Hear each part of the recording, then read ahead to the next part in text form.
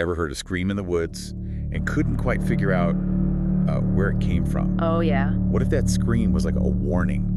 Like a premonition of something way worse? Okay. That's what's so unsettling about the story we're looking at today. Yeah. The story of Andrew Stitch. Okay. Back in 2003, he was camping on the Appalachian Trail and heard these unexplained screams. Yeah. Really messed him up for years. Wow. Then like 20 years later, he finds himself back on that same trail.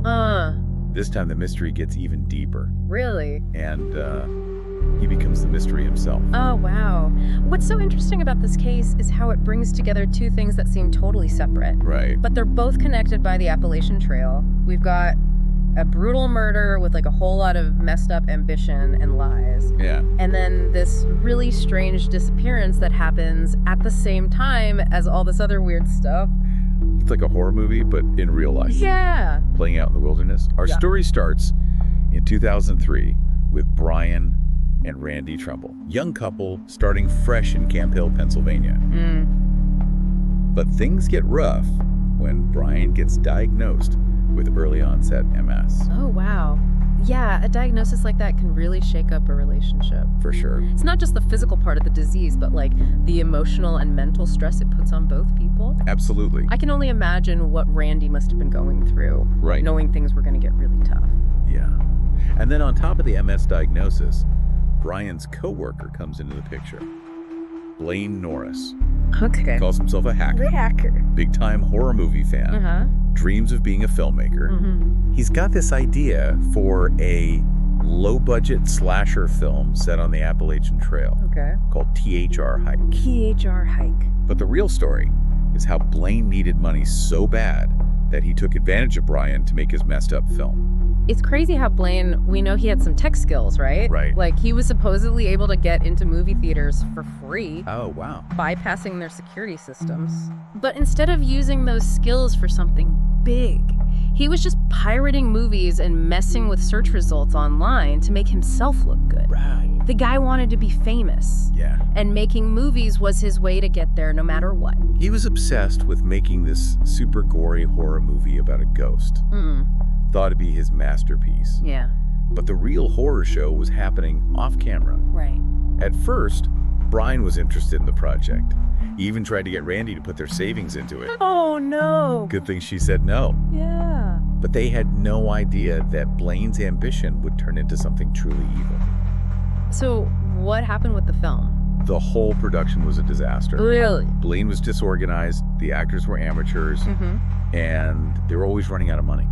Not surprising then that during the filming, Andrew Stitch was camping nearby. Yeah. And he reported hearing all this creepy stuff. Oh, right, the screams. Screams and laughter echoing through the woods. Couldn't figure out where it was coming from.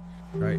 He had no idea. They was basically witnessing the dark stuff going on behind the scenes. Yeah, all that bad energy. And it would lead to a tragedy that would stain the Appalachian Trail forever. What do you mean? Blaine, desperate for cash, convinces Brian to have Randy killed. What? In exchange for funding the film. Oh my God, that's awful. The details of the murder are just chilling. Well, yeah. Randy's death was brutal. What forensic experts call overkill. The violence of it all points to a level of rage and a need to cause pain that goes way beyond just getting rid of someone. Wow. It's hard to believe Brian would agree to something so horrible. I know, right? You have to wonder how much Blaine manipulated him. Yeah. And while Brian said he just wanted to spare his wife from a messy divorce, the brutality of the crime tells a different story. Right. Was he really trying to protect Randy, or was he just trying to cover his tracks? That's a good question. Make his actions seem less awful. It's worth pointing out that Brian's alibi fell apart pretty quickly. He said he was having dinner with Blaine, but their stories didn't match up. So he was lying. Makes you wonder, did he subconsciously want to get caught? Was the guilt eating him up? Yeah. Or was he just a terrible liar? It's possible. In the end, both Brian and Blaine were convicted and got life sentences. Wow. So there was some justice for Randy. Yeah. But the story doesn't stop there. Oh. The Appalachian Trail would become the scene of another scary mystery. Okay. And this time, it involves Andrew Stitch. The guy who heard those screams. The very same. 20 years go by, and Andrew Stitch is now part of a search and rescue team. He's watching this true crime documentary about Randy Tremble's murder, and suddenly he realizes something really creepy. What's that? He recognizes the place where they filmed D.A.R.K. Oh, wow.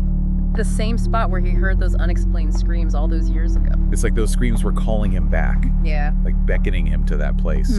Andrew felt this need to go back there. Right. Maybe to find some peace, or maybe just to see if anything was left from that cursed film shoot. That location, that stretch of the Appalachian Trail, is known for being really beautiful and isolated. Yeah. You can see why it would inspire a horror movie director, but also give people the creeps. Totally. So he goes on this hike by himself. Okay.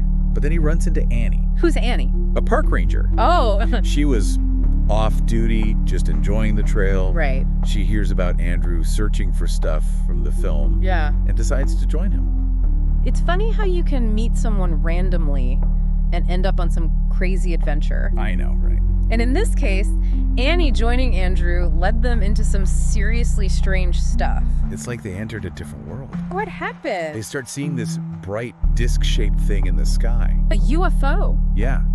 And then it starts snowing. Snowing. Out of nowhere. But it's summer. Late summer. And not just a little bit of snow, like a full-on snowfall. Wow. That's really weird. I mean, to get that much snow in that area in late summer. I know, right? It just doesn't happen. And get this. What? They see these cloud formations that look like fir trees. Fir trees? Never heard of that. I know. It's super strange. And to make things even creepier, the trail is totally empty. Empty. Usually there are tons of hikers. Right. But they didn't see a single person for days. That's so eerie. It's like they were in some isolated bubble. I bet that made things even scarier when Andrew disappeared. Yeah, that isolation definitely adds to the mystery. Right. It's hard to believe their story when there are no other witnesses. Exactly. So, what happened to Andrew?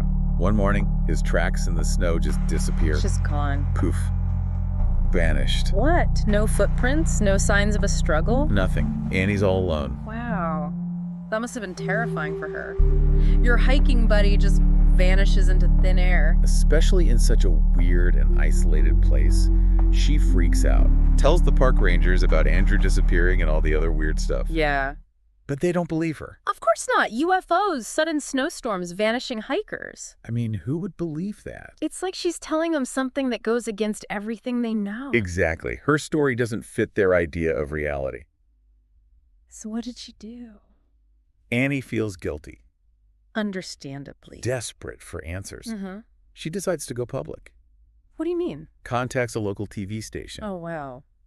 Hoping that maybe someone saw something, or maybe Andrew himself would see it and remember what happened. That's a big step. Yeah. Going public changes everything. And that's when things get really crazy. Oh, so? Andrew's at home watching the interview. Yeah. He's totally shocked. Why? He remembers being on that hike. But? He can't remember anything after a certain point. Like a part of his memory is just gone. Wiped clean. It's like a chunk of his life is missing. That just adds another layer to this whole thing. It's like a psychological mystery on top of everything else. Right. Was he so stressed out that his mind just blocked everything out? Could be. Or did all that weird stuff trigger some kind of amnesia? Or is there something more paranormal going on? It's hard to say. So we have this creepy film set, a missing hiker, UFOs, crazy weather, and now memory loss. It's almost too much. It really makes you think about what's possible. I know, right? And sadly, we may never know the whole truth. We may not. Annie died a few years later. Oh, no. From what? Cancer. She took her first-hand account of that hike with her. That's really sad. And Andrew is left with these messed up memories. And a mystery that might never be solved. Always wondering what really happened on that trail. It's like we're trying to put together a puzzle, but some of the pieces are missing. Yeah, it is a lot to untangle. We have Randy Tremble's murder, then this creepy low-budget horror film, Andrew's weird experiences, his sudden disappearance, and then the memory loss. Right, right. It's like trying to connect things that were never meant to be connected. It is a pretty complex web of events, that's for sure. Yeah. We might never have all the answers, but we can at least try to explore some possibilities. Okay. Let's think back to those unexplained screams Andrew heard during the filming of D.A.R.K. Right. Could there be a link between, I don't know, that dark energy around the film set, the location itself, and the bizarre stuff that happened 20 years later? You're saying like some kind of residual negative energy, Exactly. like an echo of the violence that happened there. Yeah, like it's imprinted on the location. Interesting. It's something that some paranormal investigators have suggested. Okay. They believe that really strong emotions, especially the kind that come with trauma or violence, can leave behind some kind of energetic imprint. Oh. So you're saying Andrew could have been drawn back to that spot subconsciously, It's possible. like he was being called by this energy. Yeah, And if that's true, what does that mean for his disappearance? exactly. Was he just lost? Or did he stumble onto something a lot more sinister? Something connected to that negativity. Right. And what about the UFO and the crazy snowfall? Yeah.